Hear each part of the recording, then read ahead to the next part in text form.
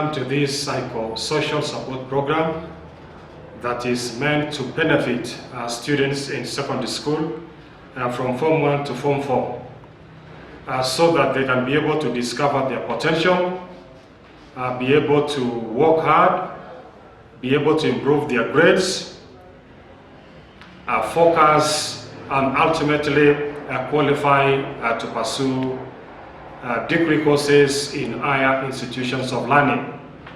I'm one person who believes that everything is possible. You may not have done well in the past, but I believe with the program that we have rolled out, motivational program we have rolled out, you are going to benefit a lot. My name is Abraham Mutual. I'm a motivational speaker, I'm a trainer, I'm a writer, and I was also a teacher in a secondary school for 12 years, teaching chemistry and biology. My passion is motivation. My passion is to see students succeeding and taking control of their lives and having a great future. So this program is meant for you. It is meant to reclaim your future. It is meant to ensure that you get inspired so that you can be able to improve. The topic of my presentation is on a very critical area called self-discipline. And you realize that self-discipline is so critical, self-discipline is key. It is self-discipline that makes you to achieve every target that you have set for yourself. And I want first of all to define what is self-discipline. Self-discipline is defined as the bridge between goals and accomplishment. Each one of you listening to this program, you have goals that you have set for yourself. Maybe to get straight A in KCSE, to get A-, to qualify to study medicine, to study engineering, computer science. Those are the target, those are your goals. But the question is, what strategy are you going to use between now and that time when you accomplish your goals? And I want to tell you that what is separating you from your goals is self-discipline. And that is why we are defining self-discipline as the bridge between goals and accomplishment. It is self-discipline that will take you to your goals and ensure that you achieve your goals. And that is my advice to all the students who are listening to this program. My advice to all the students in this great Republic of Kenya is, can they observe discipline while in school, observe school rules, obey school rules, respect your teachers, respect school property, respect fellow students, respect your parents, and most importantly, respect yourself. And once you are able to respect everything within your vicinity, then you have a self-discipline. And I want to quote a famous writer by the name Cranfield Clayser. Cranfield Clayser says, our self-discipline is what separates the winners from the losers. That is so important. So if you want to be among the winners, those who are going to win, those who are going to get C+ and above, those who are going to qualify to university, those who are going to make it in life, then you must practice self-discipline, because it is self-discipline that is separating the winners from the losers. That is why even if you move in the streets of any town or any city in this republic, you have people who are driving very big cars, are driving Prados, Mercedes-Benz. They are living in posh estates. They are referred to as so successful. If you try to interview them and ask them how did they make it, they will tell you that what made them to make it in life was self-discipline. Self-discipline. That is when, even when KCSE results are released, you have those students who are celebrating with their parents and their teachers. They are being carried shoulder high, and they are being shown on television, live on television. If you ask them one question, what made them to succeed, to be at the top of the table in KCSE, they will tell you it was self-discipline. And that is why, my dear students, my dear listeners, this topic is so important, it is so critical, and I believe at the end of this session, each one of you is going to make a decision. Beginning today, as you move forward, self-discipline will be the center and focus of your studies, focus of your school, and that is what is going to make you to make it. Now let's look at how to increase our self-esteem and confidence. Because you realize that even as we are discussing about self-esteem, all of it boils down to your self-esteem and confidence. Because sometimes when you lack confidence, it means that your self-esteem is going to disappear. You may not have self-esteem if your confidence is low. If your self-esteem is low, you may lack self-esteem. And that is why, first of all, we need to understand how do we increase our self-esteem and confidence so that we begin believing in ourselves and we can be able to practice strategies that is going to increase our self-esteem. So how to increase self-esteem and confidence? Number one is think about what is affecting your self-esteem. Think about what is affecting your self-esteem. What affects self-esteem differs from one person to another. What affects self-esteem will differ from one person to another. You see, sometimes your self-esteem may have been interfered or lowered after a difficult experience or a series of negative events in your life. Your self-esteem may have been lowered because of maybe you are being bullied in school. You came to Form 1 and you are bullied by your colleagues. So that being bullied can really interfere with your self-esteem. Another thing that can also interfere with your self-esteem so that you have no self-esteem, you have no confidence, you don't believe in yourself. Another thing that can also interfere with your self-esteem is stress. If you have an ongoing stress, maybe you are not doing well in class, that lowers your self-esteem, that causes stress, and then it lowers your self-esteem. Another thing that can also cause can lower your self-esteem is difficult relationship with parents, teachers, or friends. It may also be affected by divorce or separation of your parents. If you come from a broken family, your parents have divorced, your parents have separated, it can also be another factor that can actually lower your self-esteem. Another thing that can also lower your self-esteem, another thing you can also do so that you can increase your self-esteem, another thing you can do so that you can increase your self-esteem and confidence is to avoid negative self-talk.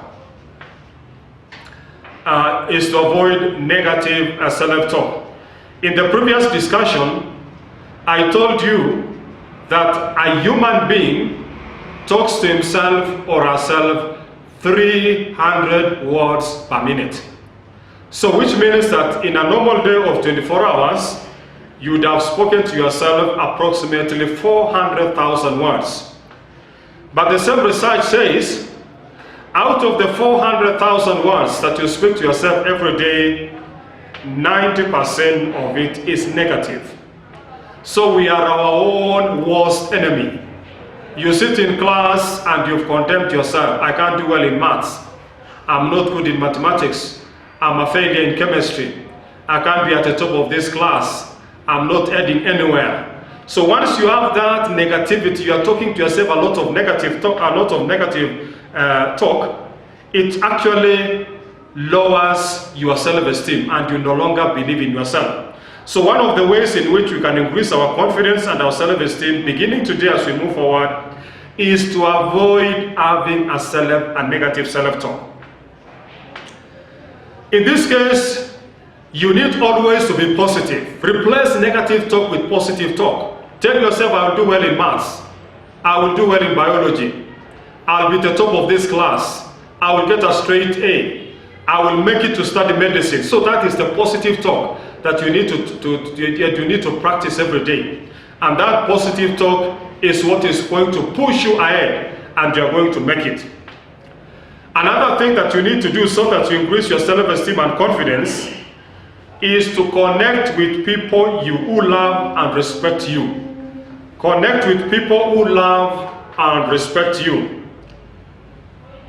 It is easier to assume that others don't like you it is easier to assume that others don't like you. And it could be an erroneous belief. Maybe people like you, but you imagine that they don't like you. And that is why it is important to be with people who are always pushing you, who are always inspiring you, who are always motivating you, who are always challenging you, who are always telling you you are going to make it. You are going to make it. And once they tell you you are going to make it, I want to tell you, you are going to make it. In fact, I once had a story that happened some time back in the US, where there was a boy. This boy, when he was in lower primary school, I think he was in grade 4, in grade 3 and grade 4. This young boy came from a very poor family. In fact, at one time, the boy and the mother and the younger sibling became homeless. They were living in the streets. But you know in the US, if a family is homeless, they cannot be completely homeless because they'll be taken care of by the government.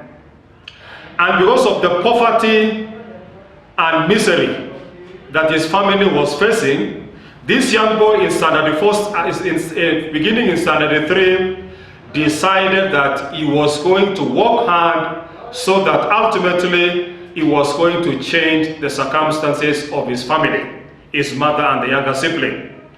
So he decided to work hard in school, beginning in class 3, grade 3. And we are told this boy was so focused to such an extent, he used to answer almost all the questions that the teachers were asking in class. Every time a teacher will ask a question, he will be putting up his hand to answer the question. Every time teachers are asking questions, he is putting up his hand to answer the questions.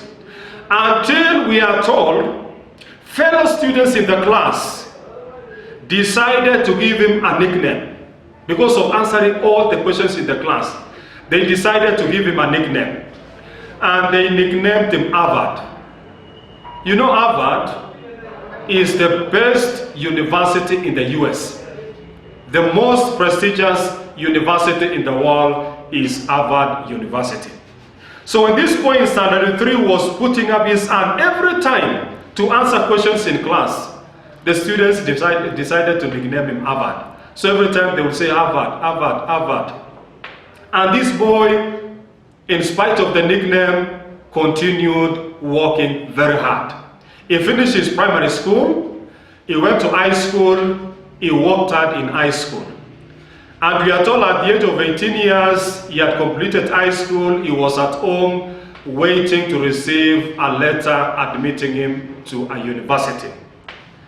And when the letter eventually came, a letter admitting him to university, he opened a letter and this boy was taken by surprise. He had been admitted to Harvard University.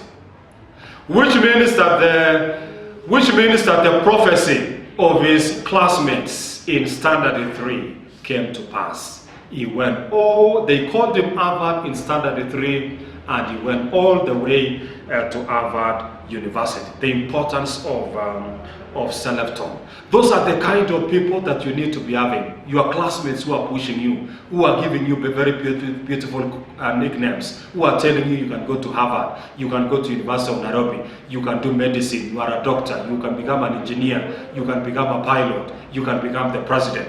Those are the people that can inspire you, and those are the people that are going to take you very far. Another thing that you can also do so that you increase your confidence and self-esteem is to learn to be assertive. Learn to be assertive. You see, when you don't like yourself, it is easy to assume others don't like you. You may find that you become like a doormat. People are just stepping on you, they are pushing you around, they are telling you to do certain tasks, and you are just obeying, and then maybe you don't believe in yourself. But sometimes it is good to stand your ground. Sometimes it is good to have what we call personal boundary. So that even if your friends tells you this is a weekend, can we go and watch movies? You become assertive, you tell them I'm not going anywhere, I have to do my homework, I have to do assignments. There is something I'm supposed to do that is so important. They tell you, can we go and watch Arsenal and Man U playing? You say, no, I'm supposed to write a composition. So that is becoming assertive. And once you become assertive, then you realize that your confidence and the self-esteem automatically is going to increase. Another thing you can also do so that you increase your confidence and self-esteem is to focus on the positives. Focus on the positives. Always, it is easier sometimes to discourage yourself. It is easier sometimes to belittle yourself that, oh, I didn't do well in maths, I didn't do well in English, I didn't do well in biology, and maybe even KCSE, I'm not going to do well. That is, you are damaging yourself, you are belittling yourself. That is why my advice to you is, you may not have done well in an exam, but focus on the positives. Maybe out of the 8 subjects that you are doing, you did do well in physics, you did do well in biology, but you did well in maths, but you did well in English, you did well in Kiswahili. So ignore those subjects that you did do well and focus on these subjects that you have done well, and to celebrate on the subjects that you have done well. And that is what is going to build your self-esteem. Let me quote a famous athlete in history. This famous athlete goes by the name Jesse Owens. For those in the know, you may have heard of the great story of Jesse Owens. In 1936 Berlin Olympics, 1936 Berlin Olympics, Jesse Owens made history. He became the first man to win 4 gold medals in a single Olympics. And you see, Jesse Owens was a black man. Jesse Owens was a black man. And you know, by 1930s, 1936, blacks were despised everywhere. Blacks were slaves. They were despised. They were referred to as the inferior race. But in 1936, Jesse Owens shocked the world. When as a black man, he shocked everybody by winning 4 gold medals in a single Olympics. He won a gold medal in 100 meters, 200 meters, 100 by 4 relay, and also in long jump. So he won 4 gold medals in a single Olympics.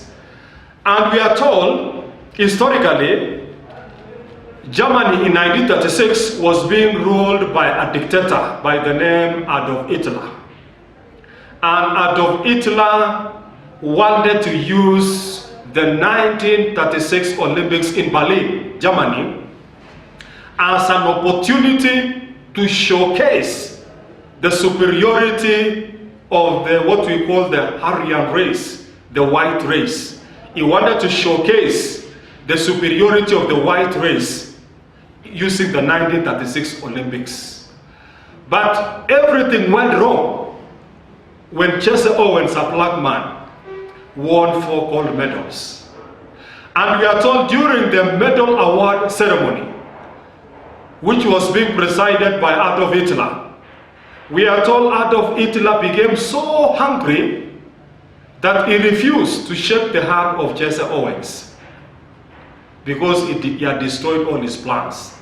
And this is what Jesse Owens says. Jesse Owens says, we all have dreams, but in order to make dreams to come to reality, it takes an awful lot of determination, dedication, self-discipline, and effort. Let me repeat. This is what Jesse Owens says. We all have dreams, but in order to make dreams come into reality, it takes awful lots of determination, dedication, self-discipline, and effort. That's a wonderful statement by the greatest athlete of all times, great American, Jesse Owens. Now let me discuss how to overcome the habit of being absent-minded. You know, absent-mindedness is a sign of indiscipline. If you are always absent-minded, you lack focus, you are confused, the teacher is teaching in class, but your mind is very far away from the class, and you are always absent-minded, you are always forgetful, it is a sign of being indisciplined.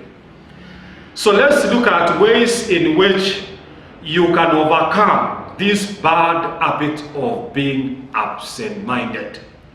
What do you need to do so that you avoid being absent-minded in school? These are the things you need to do so that you avoid being absent-minded in school. Number one, put everything in the same place. Create a new habit or routine. For example, place your revision books and past papers in one row in your locker. Arrange your locker in such a way that your revision books and past papers are placed in one row. And then the other items, you can place it in another row. So that when you want to retrieve the past papers, you simply retrieve it in an instant. So the issue of being absent-minded will not arise.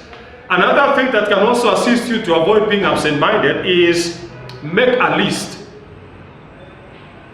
Make a list. When you have 1,001 things to do, you see, as a student, you could be having a lot of things to do at the same time. And that can disorient you, overwhelm you, and you can easily become absent-minded. So we are telling you, when you have 1,001 things to do, you become confused.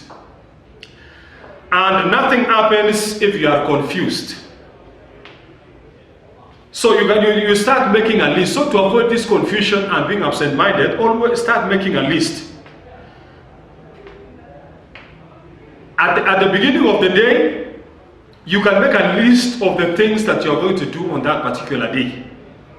Maybe you wake up, attend lessons, do assignment, you list you're supposed to do an assignment, you list you're supposed to consult your teacher, you list you're supposed to engage in games, to play volleyball, you list you're supposed to attend a group discussion, you list you're supposed to engage in night preps. So you have a list. When you see anything written on paper, then you realize that you can easily be able to remember it and you can be able to do it. Another way to overcome the issue of being absent-minded is to create a study timetable and stick to it. I think I've been talking so much about having a study timetable. You see, when you have a study timetable, this study timetable is going to organize you. It's going to make you to be organized. So that if you wake up in the morning on Tuesday, you look at your timetable, you know it is chemistry, you study chemistry. It is physics, you study physics. It is geography, you study geography. It is English, you study English. If you don't have a timetable, you can easily wake up in the morning and become confused. You don't even know what to study. You say mathematics, no. Physics, no. Maybe chemistry, no. And then you become overwhelmed, confused until you do nothing. But once you have a timetable, the timetable is making you, it organizes you, avoids wastage of time, no absent-mindedness, and you can be able to focus on your studies.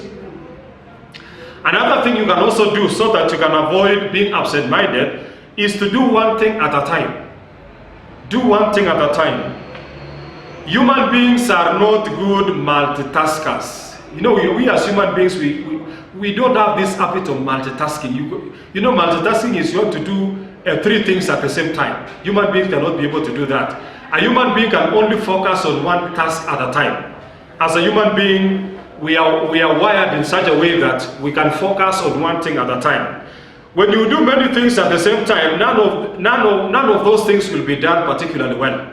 You can imagine a case where you want to revise, you want to engage in a group discussion, you want to do an assignment at the same time. None of those things will be done. So ideally, you have time for the study group, you study the group discussion, you finish with the group discussion. Do assignment for another 1 hour, you clear with doing the assignment. You do 10 questions in mathematics, you clear with that. The next 30 minutes you go, you consult your teacher. So you do one task at a time, and that is going to overcome. It makes you to overcome this issue of being absent-minded. Another way you can also use, another thing you can also do so that you can be able to avoid being absent-minded or overcome absent-mindedness is to schedule regular decluttering. Schedule regular decluttering. What does that mean? You know, you as a student, you have so many unnecessary things in your locker, inside your locker, a lot of junk. Sometimes inside your locker there is remains of bread you ate last week, a lot of peppers, a lot of polythene bags, a lot of maybe shoe polish. There could be a lot of unnecessary things inside your locker, a lot of unnecessary things even inside your box in the dormitory. So this sometimes you open your locker and you have to retrieve a maths exercise book or a maths revision book, and you find that there are so many things inside your locker, and a lot of unnecessary things inside your locker. And then that can even make you to be absent-minded. You start now wondering what are you going to do. You start now removing this litter inside the locker, trying to remove these pieces of paper, and then you disorient you, confuses you until you may not even be able to do the maths assignment you are supposed to do. So schedule some time where you do decluttering, which means that you can decide every Sunday afternoon, I will be removing unnecessary material inside my locker. I'll be removing unnecessary material inside my box in the dormitory. Another thing you can also do so that you can avoid being absent-minded is to try to foresee problems and consequences of your action. Your absent-mindedness affects other people. Being absent-minded can affect other people, which means that like for example, if you are always absent-minded, this may make you to be coming to class late. Being absent-minded will make you to be coming to class late. And if you come to class late, you start offending the teacher on duty. You start offending the class teacher. You start offending the class secretary, the student leader of that class. And you start having bad relationship with teachers and fellow students because of absent-mindedness. So absent-mindedness affects other people, other significant people in your life. And that is why try to foresee these things so that you try to rectify this problem of absent-mindedness so that you can have a cordial, strong relationship with significant people in your life. Stop talking and start doing. Stop talking and start doing. You cannot get a straight A if you are just sitting down and complaining of how bad the situation is. If you're just a complainer, you're just running up and down, complaining, then you can't do anything. You'll just be complaining, others are revising, others are working hard, you're busy complaining, and then you realize that you may not be able to do anything. Talking about something doesn't count. What counts is to start doing. You can talk about, I want to do this, but you're not doing. So what counts is the sitting down and doing what you need to do. So let's look at how to become the most disciplined student in the school, because we are talking about discipline. What do you need to do so that you become the most disciplined student in the school? These are some of the things that you need to do so that you become the most disciplined student in the school. Number one is recover from your mistakes. Recover from your mistakes. Easily recover from your mistakes. Being able to move on from your mistakes is a major part of self-discipline. You know, sometimes you may have committed a mistake and then you are punished by the teacher.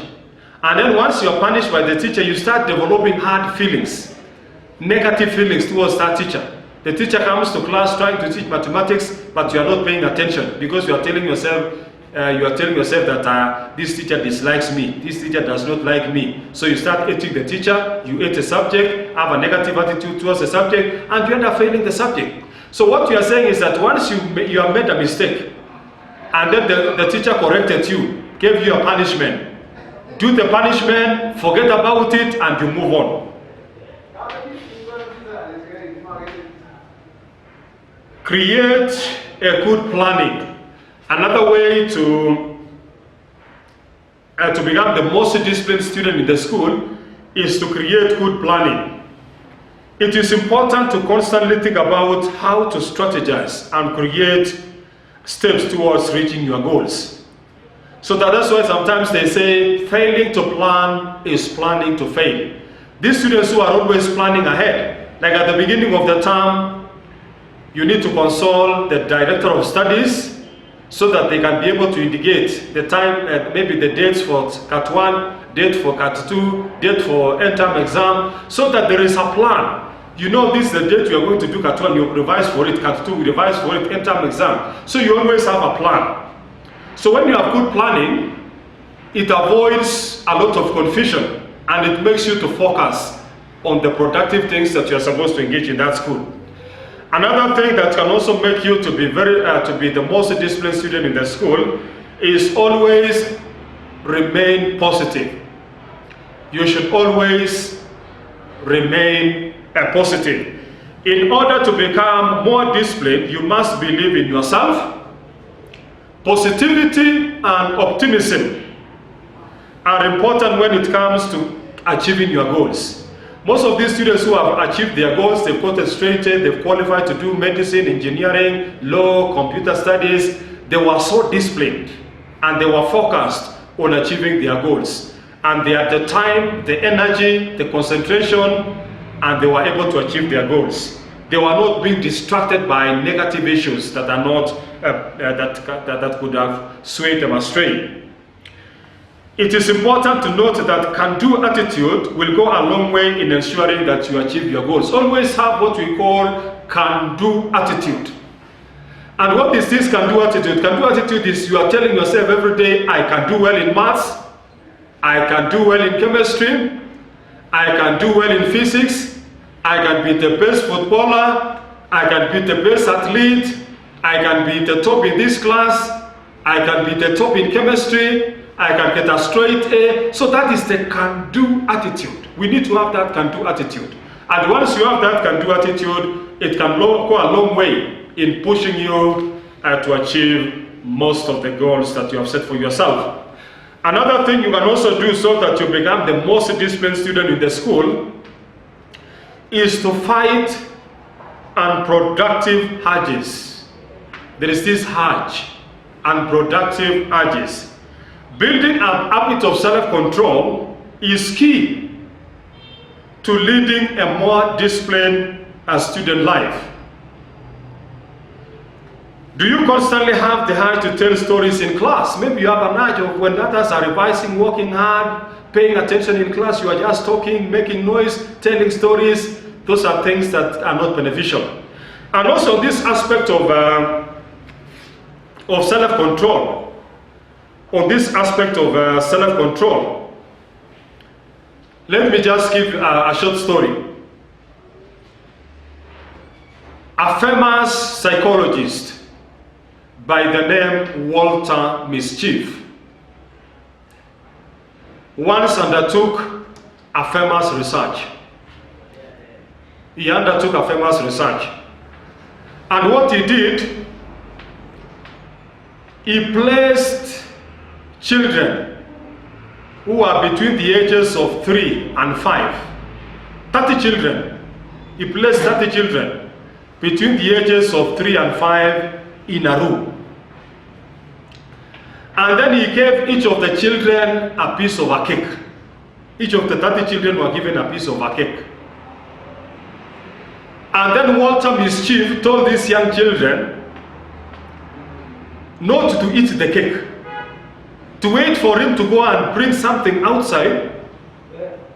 Wait for him to go and bring, to take 15 minutes outside, to go and bring something outside, to take 15 minutes outside and bring something. And Walter Mischief told them, if they don't eat that cake, anyone who does not eat the cake, any of the children who does not eat the cake, he will reward the children with another cake. So it was a reward. If a child can remain for 15 minutes without eating the cake they have in the hand, Walter Mischief told them, I will come back and give you another piece of cake so that it can become 2. And then Walter Mischief went. After 15 minutes, he came back. When he came back, he was surprised because some of the children had eaten the cake immediately, while a few of them had waited. And then a research was undertaken. These children now were monitored for the next 50 years.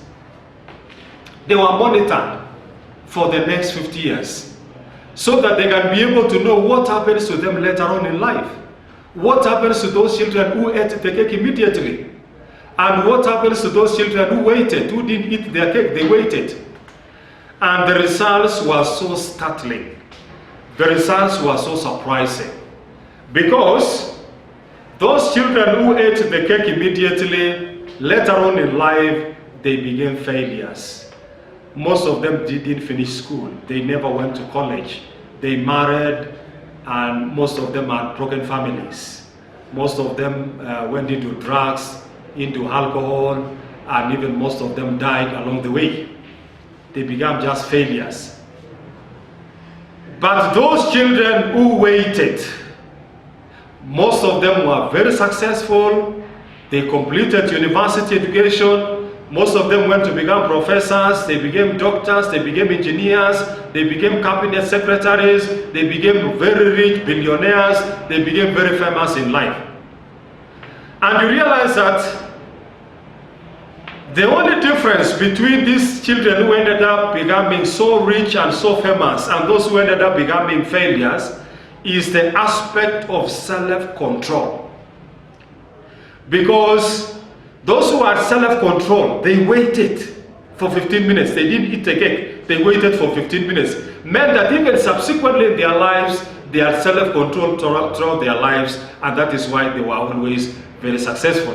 But this one who ate the cake immediately had no self-control. So even in their lives, they had no self-control. And that is why most of them became failures, didn't finish school, became dropouts, were expelled, they became failures in business, had broken families, and they never made it in life. So self-control becomes so critical. So from that story, then you realize that it is imperative that if you are a student in a secondary school, begin practicing the habit of self-control.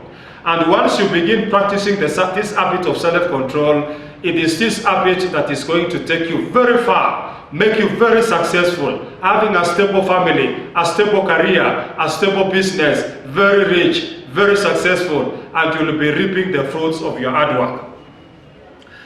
Another thing that you can also do so that you become very disciplined, the most disciplined student in the school, is to surround yourself with supportive people. Surround yourself with supportive people. It is important to include others in your self-disciplinary activities because it will enhance your motivation. I told you earlier on, you need to surround with your people who challenge you, who inspire you, who motivate you, who push you forward, so that you can be able to make it. Now, let's look at how to balance academic and co-curricular activities. Most of the students always, when I do motivation, I go around many schools doing motivation. Most of the students tell me, Mutuo, how can I balance co-curricular activities and academic activities in the school? How can they balance classwork and games? But there is a way in which you can be able to balance the two so that you do well in games and you can also be able to do well academically. There is a way. In fact, you can succeed in academics and you can also be able to succeed in games. So what do you need to do so that you can be able to balance your academic and games? Number one is manage your time. Schedule your regular daily study routines. You need to have your timetable. You know, you need to have a definite time in which you are studying. Maybe you are studying from 4 to 6. In the evening, you begin from 7 maybe to 11. And maybe you tell yourself from 4 maybe to 5:30, you'll be doing games.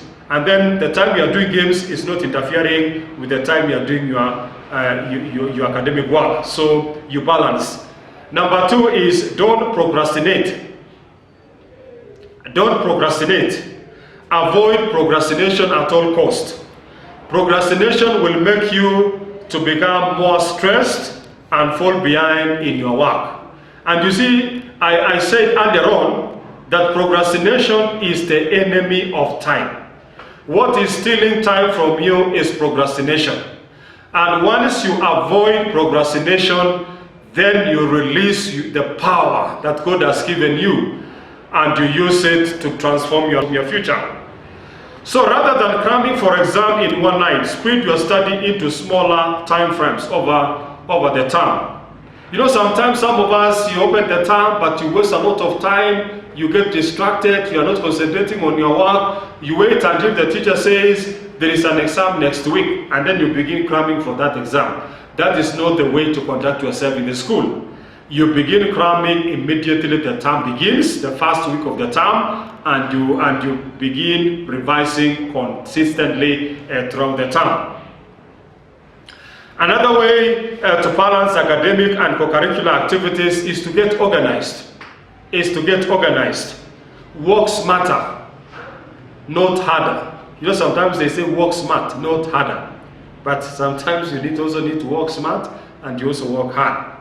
Don't waste valuable time trying to locate books, papers, pens, etc. Organize your study space and your desk to maximize your study time. You see, sometimes if you place your items, your exercise book, your past papers, your course books in a facade manner inside the locker, then sometimes when a teacher comes to class and you're supposed to retrieve a maths exercise book, then you take almost 5 minutes just trying to locate where the maths book, exercise book is, and that's wastage of time. So we need to arrange, you need to get organized, you arrange your items in a systematic order, so that if you want to retrieve a pen, you take the shortest time amount, you take maybe even 30 seconds to retrieve a pen. You want a maths textbook, you take 30 seconds, just you are saving on time, and that is the organization that you are talking about. Another way to balance your academic and co-curricular activities is don't put all your eggs in one basket. You know, sometimes sometimes even someone once said success is, it depends. One time somebody said success is putting all your eggs in one basket and you start watching the basket. But here we are saying don't put all your eggs in one basket. Some students come to school specifically to work hard and pass exams. Others come to school so that they can be able to excel in football, so that they can be able to excel in athletics, so that they can be able to excel in volleyball, and they forget the classwork.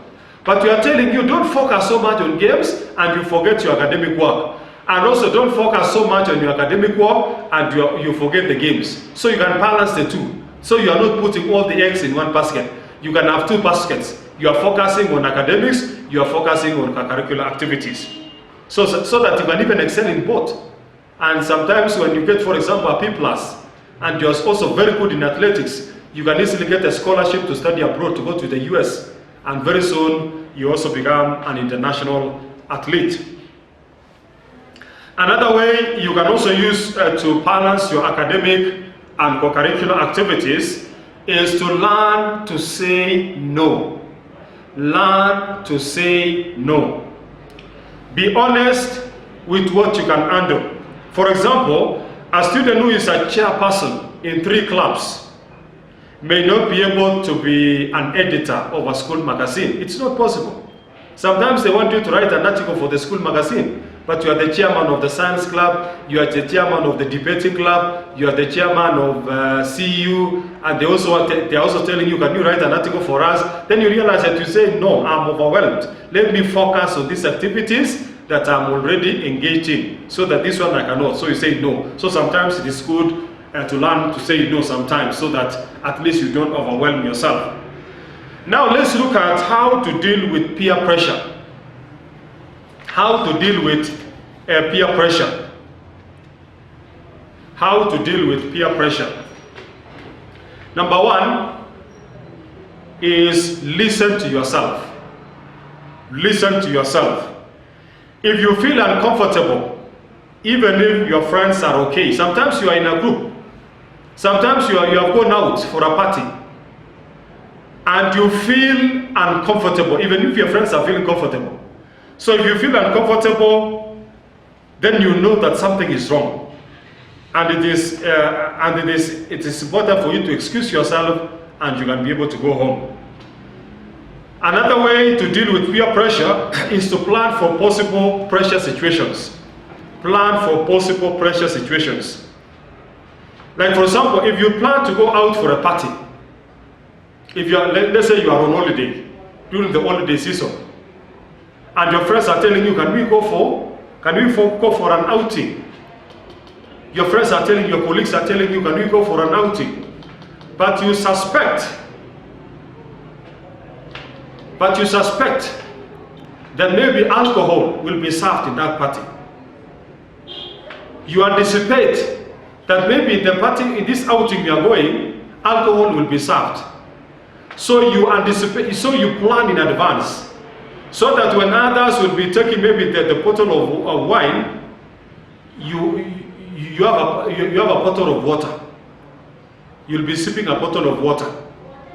You see, if you are sipping a bottle of water, there is no likelihood of them giving you alcohol, because already you are engaged sipping a bottle of water. Number 3 is learn to feel comfortable saying no. Learn to feel comfortable saying no. You see, if you have good friends, if you are always in a company of good friends, then they will never put you in a situation where you need to apologize to them. But sometimes you can be in a group that may not be good friends. Some of your friends may not be good. They tell you, let's go for a movie. Let's go and watch Arsenal and Tottenham play. Then you know, if I accompany these people, these students, these friends of mine, they are going to waste my time. And I should be doing an assignment. I should be studying. I should be writing initial. So you should have the freedom to say, no, I'm not going anywhere. So always learn how to say no. Now, another thing you also need to do so that you can deal with peer pressure is to choose friends who feel the same way like you. Choose friends who feel the same way like you.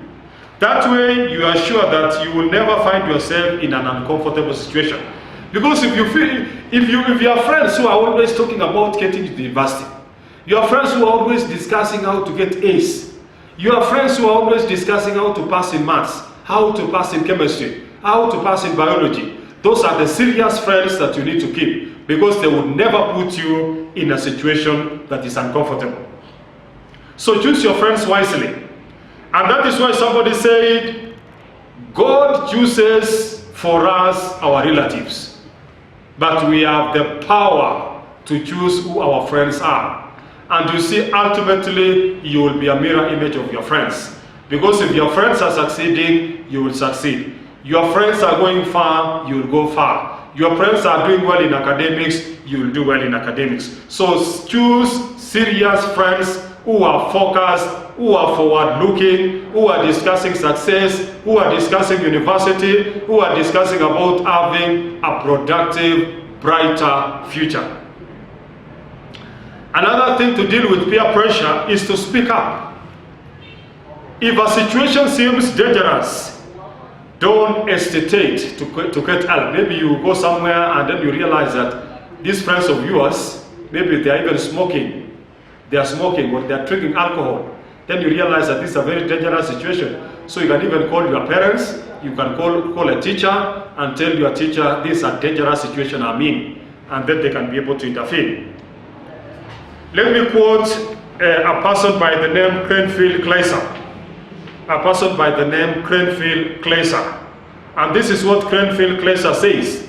Cranfield Kleiser says, by constant self-discipline and self-control, you can develop greatness of character. Let me repeat. By constant self-discipline and self-control, you can develop greatness of character. Greatness of character. So we need to practice self-discipline and self-control so that we can have a greater character. And once you have a greater character, that is going to define you. That's what is going to take you very far. Let's look at how to avoid laziness. How to avoid laziness. You know, they always say hard work is a winner. Hard work is a winner. Show me somebody who is so successful, and I will show you somebody who worked so hard in his life. What is laziness? Let us first of all define laziness. What is laziness? Laziness is the desire to be idle, to do nothing, and to resist effort. It is a state of passivity and letting things stay the way they are. You don't want to change. Your grades are at a D, but you don't want to change. You want to remain at a D. You are at the bottom of the class, but you have given up. You want to remain the bottom of the class forever. You want things to remain the way they are. That is laziness. You are in poverty, but you are contented with your poverty. That is laziness.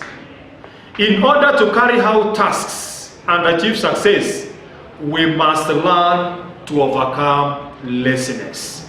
We must learn to overcome laziness. So let's look at simple tips for overcoming laziness. What are some of the tips that we need to use so that we overcome laziness? And once you overcome laziness, automatically you become hardworking. So what are some of the things we are going to do so that we overcome laziness and we become hardworking? Number one, break down tasks into smaller parts. Break down tasks into smaller parts. You know, sometimes we avoid tasks because we find them too big and too challenging. But when you break those tasks into smaller parts, it becomes easier to solve. Maybe sometimes you have been told to do maybe an assignment in mathematics of 20 questions. Then you find it so difficult, so challenging. But what you can simply do is that you can break them into smaller parts. You can say in the morning, I will do 5 questions. In the afternoon, after lunch hour, I will do another 5 questions. In the evening, I do another 5 questions. At night, before I sleep, I do another 5 questions. So by the end of the day, you have completed the 20 questions. So it was not possible for you to, in one sitting, to do all the 20 questions. But by splitting them, 5 questions in the morning, 5 questions in the afternoon, 5 questions in the evening, and 5 questions before you go to bed, then you realize that it becomes a bit easier. So you break tasks into smaller parts, and that this can help you to avoid laziness. Another thing you can also do to avoid laziness is to rest, sleep, and exercise. You know, in some cases, laziness is due to being tired and lacking energy. You can be lazy because you always feel tired. You always feel tired and you have no energy.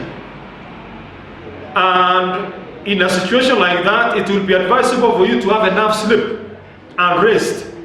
Have enough sleep and rest so that you can replenish yourself, so that you can now get the energy to start revising. So sometimes rest, sleep, and exercise can replenish you, can reinvigorate you, give you the energy to continue now with the revision. Another thing you also need to do to avoid laziness, to overcome laziness, is motivation. In some cases, the reason for laziness is due to lack of motivation. Lack of motivation.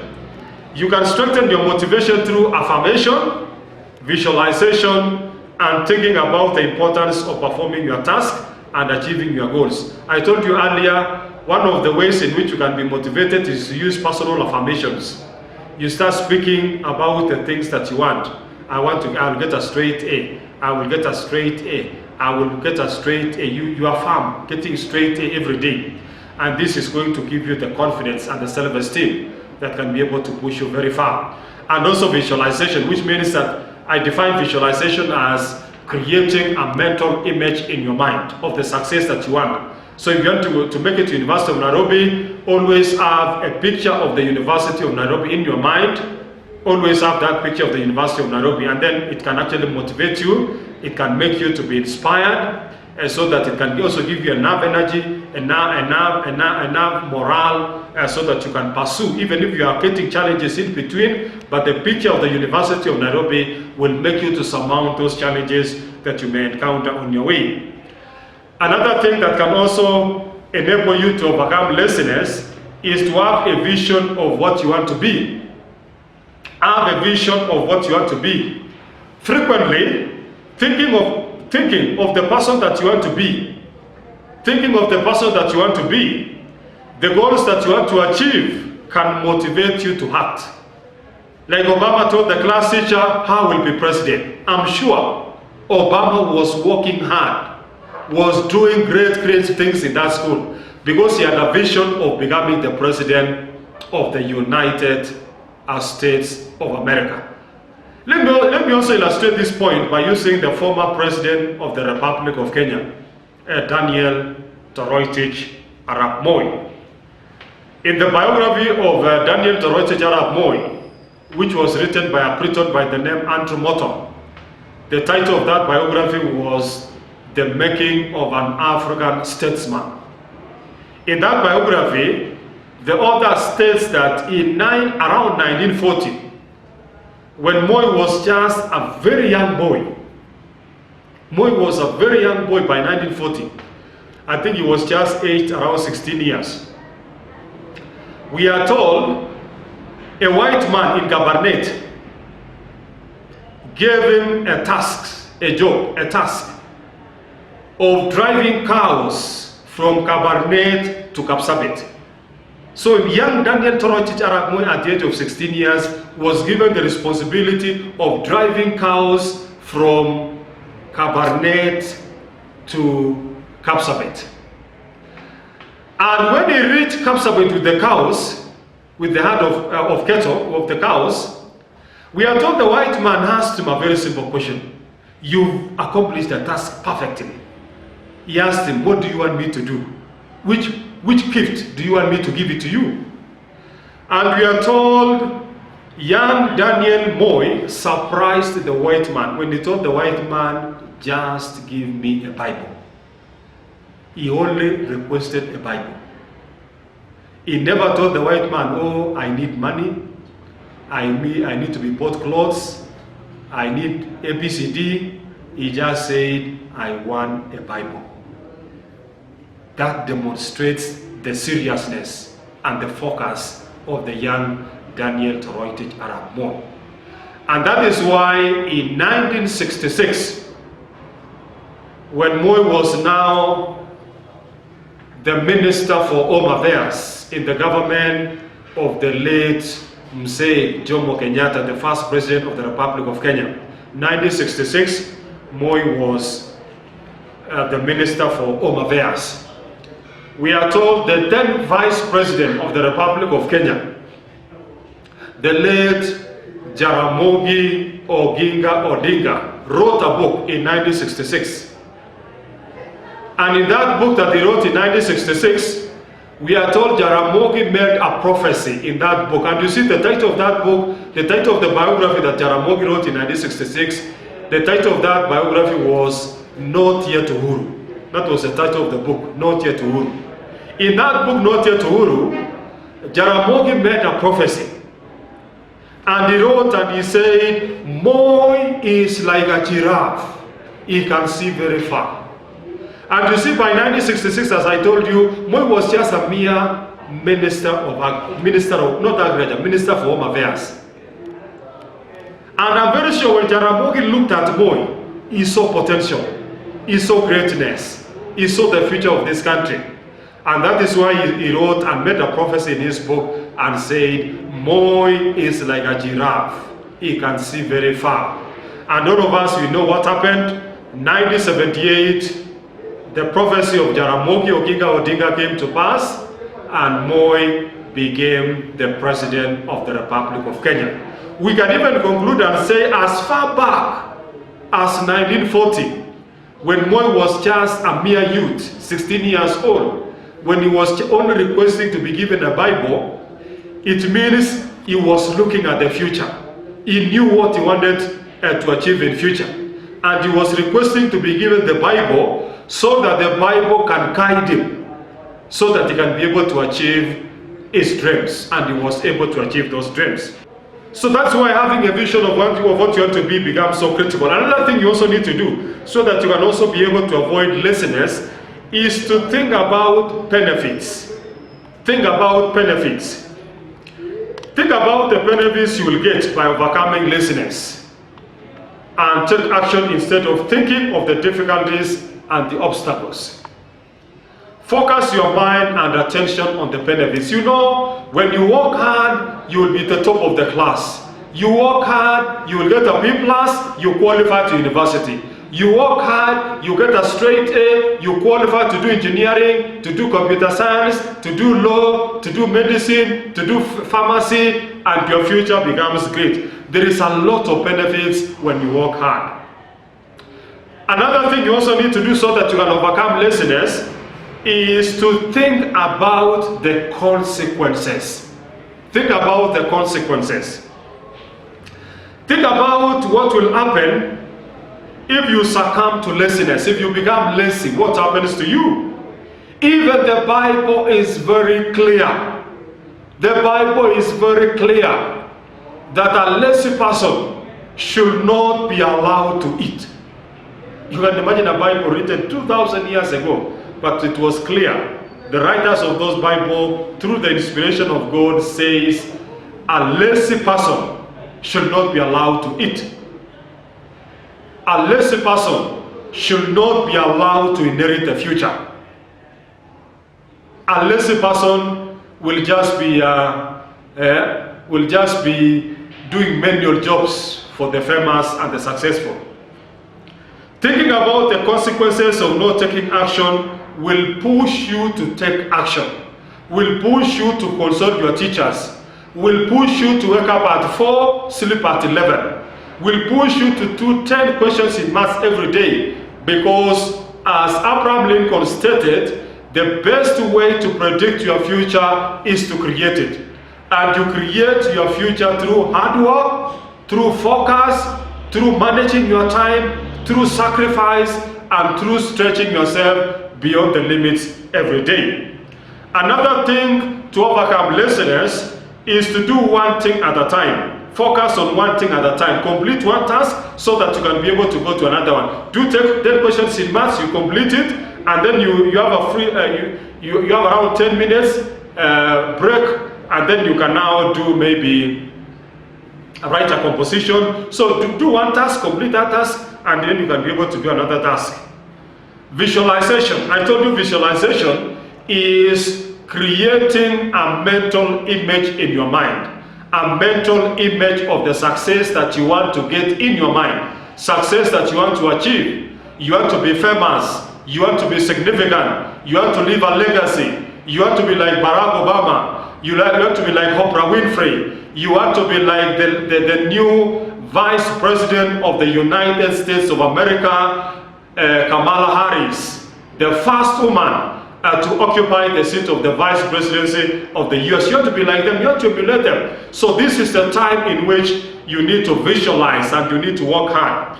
So your imagination can greatly influence your mind to take action. Visualize yourself performing your task easily, energetically, with great enthusiasm. Another way to avoid laziness, to overcome laziness, is to repeat affirmations. Repeat affirmations. I told you, have around affirmations. When you wake up, there are certain things that you need to affirm every day. You talk to yourself. You repeat those affirmations until you believe in them. Repeat those affirmations. Like you say, I can accomplish my goal. I will accomplish my goal. I will make it to university. I will make it to university. I will make it to university. I will get a straight A. I will get a straight A. I will do medicine. I will do medicine. So if you wake up every day to say, I will do medicine. I will do medicine. I will do medicine. You increase your capacity, your chance to be able to qualify so that you can be able to do medicine. And also lastly, on how to overcome laziness is learn from successful people. Watch successful people and learn how they do not let laziness win. Do not allow laziness to win in your life. Everybody who is successful was working hard. There is no lazy person who has left a legacy here. Even the Bible, even the greatest book ever written, the Bible. Show me even one lazy man in the Bible. There is no lazy man who was mentioned in that Bible. Everybody, even the 12 disciples that were chosen by Jesus, they were established in their trade. some were fishermen, some were shopkeepers, some were farmers. Jesus never chose a lazy man. Everybody Jesus chose as one of the 12 disciples must have been working on something. And that is why they were chosen. So be somebody who is hardworking, who is working hard, who is stretching yourself beyond the limit every day, who is having a goal that you aspire, who is aiming to go very far in your life. Because even God and Jesus, they dislike people who are lazy. Let me give you a famous quote here by somebody who is not mentioned. It's anonymous, and he says, "I value self-discipline, but creating systems that makes it next to impossible to misbehave is more reliable than self-control." So I have systems that make you not to misbehave, that will prevent you from becoming misbehaving. One of the systems includes choose your friends wisely. Choose friends who cannot make you to misbehave. Choose friends who are focused. So when you choose your friends who are focused, you become focused. Ensure you are not absent-minded. Ensure that you are managing your time every day. If students are waking up at 5, you're at 4, you are waking up at 4. You are sleeping at 11, you are sleeping at 11. So you have a routine that you are following. And that is what it will make you to have self-control. And then lastly, let's look at 5 ways which can help you to control emotions that may affect your performance. You know, some emotions can affect performance. Some emotions can affect academic performance. So I want to discuss 5 ways that can help you to control emotions which may affect performance. The first thing is select the situation. Select the situation. Avoid circumstances that trigger unwanted emotions. If you know that you are more likely to get angry when you are in a hurry, when people are just telling you, can you hurry up? You might easily get angry. Then don't leave things to the last minute. So if certain situations makes you angry, maybe a situation where you need to hurry up, and then you can easily get angry. Like for example, if you are waiting until the teacher comes to the dormitory to wake you up, and then that circumstance can easily trigger you maybe to have a confrontation with your teacher. So why don't you wake up earlier before the teacher comes to wake you up in the dormitory, so that there will be no confrontation between you and the teacher, which may disorient you, your moods, and affect your emotions. Number 2 is modify the situation. Modify the situation. Maybe the emotion that you are trying to reduce is disappointment. You have an emotion of you are getting disappointed, an emotion of disappointment. You are always hoping to top in class in mathematics. You are always telling yourself that you want to top, you want to be the top students, you want to be the top student in mathematics in this class. But every time you do an exam in maths, you are not topping the class. Every time you do an exam in mathematics, you are not topping the class in mathematics. And every time you are being disappointed. You are aiming to top the class in maths, but you are not topping the class in maths. So you become disappointed. That's why we are telling you, modify the situation. And how do you modify the situation? You modify the situation in the sense that instead of aiming to be the top in mathematics in the class, just aim to be among the top 10 students in mathematics in that class. In that case, you will reduce the disappointment. That's why even if you become number 6 in maths, number 7 in maths, number 8 in maths, you are only aiming to be among the top 10 and you will not be disappointed. Another way to avoid emotions which may affect your performance is to shift your focus. Shift your focus. Let's say you always feel inferior to the students around you because they always perform better than you. Maybe you are always in a group of students, but they are doing better than you. So you always feel inferior. Your self-esteem is always down because they do well in class than you. So you always feel inferior. instead of feeling inferior in front of them, shift your focus and you focus on the things that you do better than them. Maybe they are the best in mathematics. Don't focus on that. Focus on the fact that you are the best in the class in history. Focus on the fact that you beat them in geography. Don't focus on the fact that they are beating you in maths or they are beating you in chemistry. Focus on what you beat them. Maybe you are the best in athletics than them. You are the best in volleyball than them. You are the best in history. You are the best in English. So focus. So instead of focusing on things that other students are better than you, focus on things that you are better than them. Of course, there are certain things that you are better than them. And then if you do that, then you realize that you can reduce those emotions that can easily discourage you. Another way to avoid these emotions that can affect your performance is to change your attitude. Change your attitude. Most of our deepest emotions are controlled by certain beliefs that we hold. Each one of us, we have certain beliefs that we hold. We feel sad when we lose something. We feel sad when we lose something. We have anger when we don't achieve certain goals. And we are happy when we feel something is coming. When we feel something, we are happy when we feel something good is coming.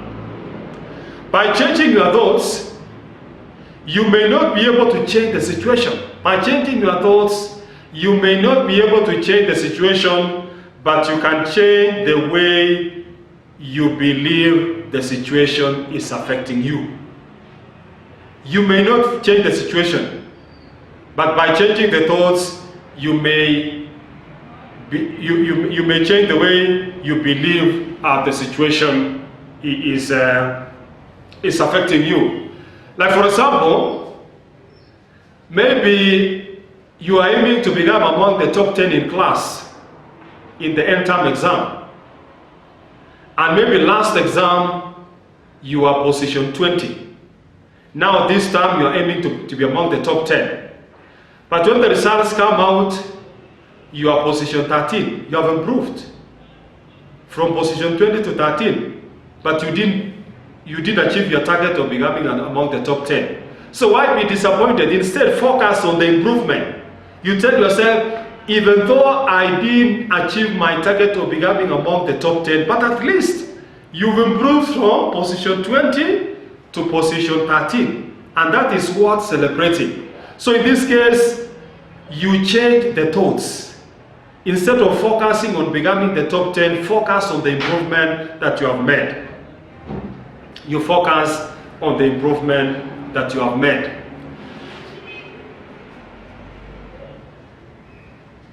Another thing you can also do to overcome this issue where the emotions will affect your performance is to change your response. Change your response. Final step is to get control of your response. In every situation that is unpleasant, take a deep breath, close your eyes in order to calm down. You may also force yourself to change your facial expression and smile in spite of the situation. Remember, in the previous discussion, I told you the great story of Eliud Kipchoge. The great story of the greatest marathoner of all times, Eliud Kipchoge. The first man to run 42 kilometers marathon in under 2 hours. He accomplished that feat in 2019 when he ran 42 kilometers in under 2 hours. And I told you that there is something unique to Kipchoge when he runs, and that he always smiles. He runs and smiles. And I told you that there is a writer from the New York Times who wrote an article about Kipchoge. And this writer from the New York Times says the reason why Kipchoge runs and smiles is because he uses the smile to remove the pain from the body. He's not smiling because he's happy. He is smiling because the body is in a lot of pain. So it is the way he is responding. Instead of grimacing and exhibiting a lot of pain in his face, he decides to eliminate that pain by simply smiling. And that is why even I told you from the beginning, even if you are in an exam room and you find that certain questions are difficult, you are attempting a certain question that you are finding difficult, you are not supposed to lose your cool. You are not supposed to get stressed. Instead, even if the question is so difficult, but just try to smile. You smile. And once you smile, you lessen the tension of the situation. You lessen the tension. And even some of the information by smiling, some of the information may start coming back, and then you can be able to use that information to answer the question that is that you are dealing with. So the response is very important. And then lastly, let me quote a famous person by the name Chris Eastwood. Chris Eastwood says, "Respect your effort. Respect yourself. Respect leads to self-discipline. When you have both family under your control, that is real power."